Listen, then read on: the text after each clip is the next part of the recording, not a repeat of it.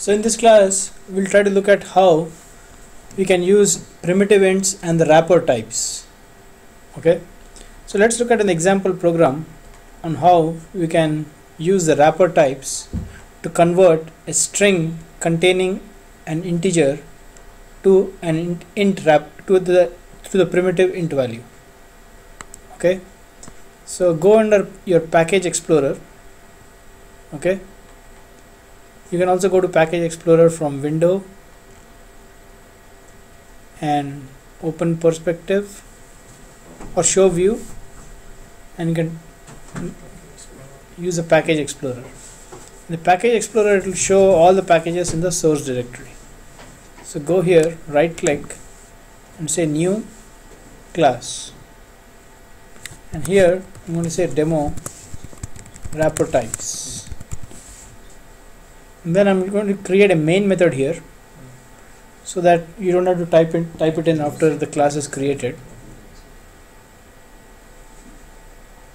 And then say, oh wait a second, here I didn't give the package, so here let's say com.training.wrapper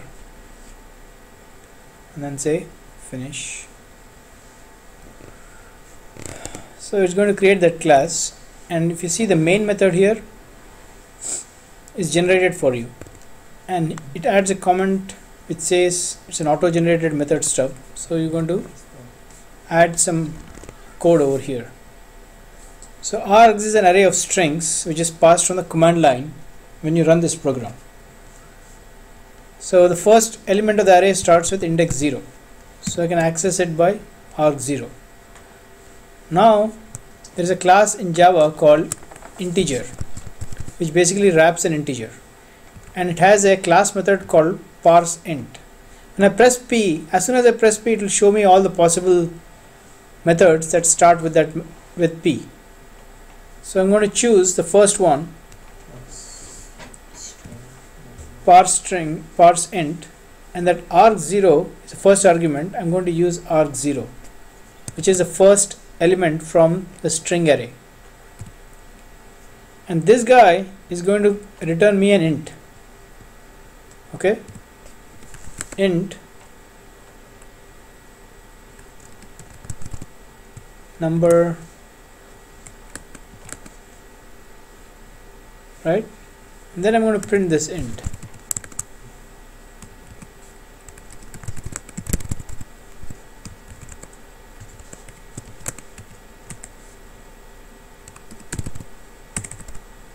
And here you can use Eclipse, is very smart. Like, based on the context, it can figure out what the variable name or the method name is. This is called as context sensitive help. So you can press Control space, and it knows that there is a variable called number declared there. So you should always try to be as lazy as possible. For a programmer, laziness is a virtue. Okay, so choose number here and press enter. And there is another shortcut to use for using system.out.println. You can just type syso and press Control space, and then start typing inside here. Okay, so Control D is to delete a line. Control D deletes the line, and then I'll run this. I'll save this with Control S. Now I'm going to run this. Run as Java application.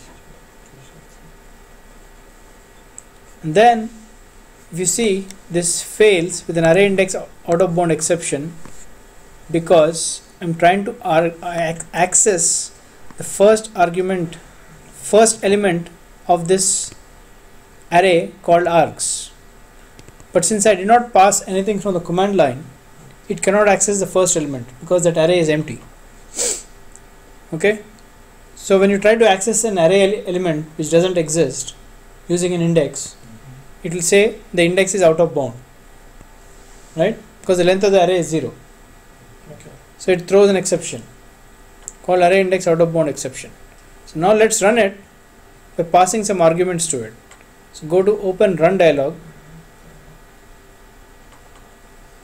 and in the arguments tab, in the program arguments, these are the arguments which are passed to the program.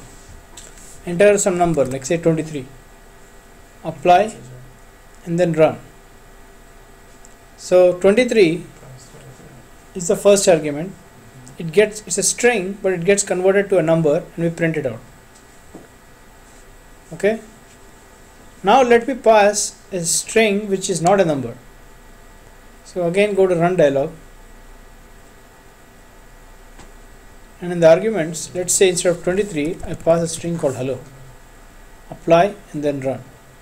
So it will throw what is called as a number format exception, because hello is being passed here and hello is not an integer, so it will throw it's an exception, right? It cannot handle that string. So for input string hello, it is throwing a number format exception, right? Similarly, if you instead of using this, if you just even do this, if you pass a string hello here, it's going to throw the same exception. But here if I pass 34 and run it, it's going to say the number passed is 34. Okay, so I'm going to restore it back to arg0.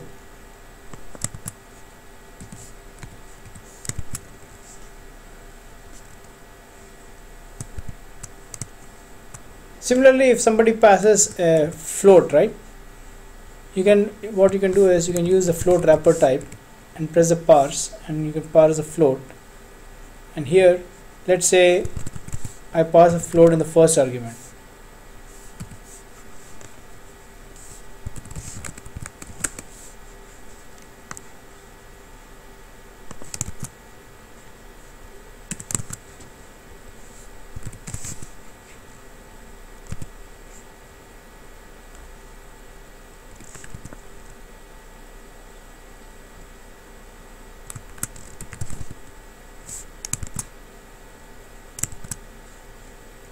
Don't use variable names which don't make much sense. So let's always use some meaningful names. Should always use meaningful names for variable names. Okay.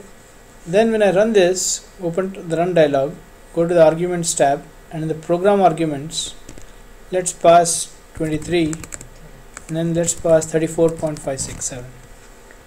Apply and run. So here it says, let's call it as int number pass, just a float number. I mean, let's not even see passed.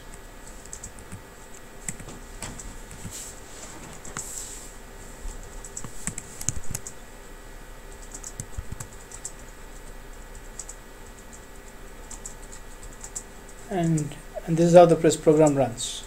Okay, so why don't you play with this program and try it out.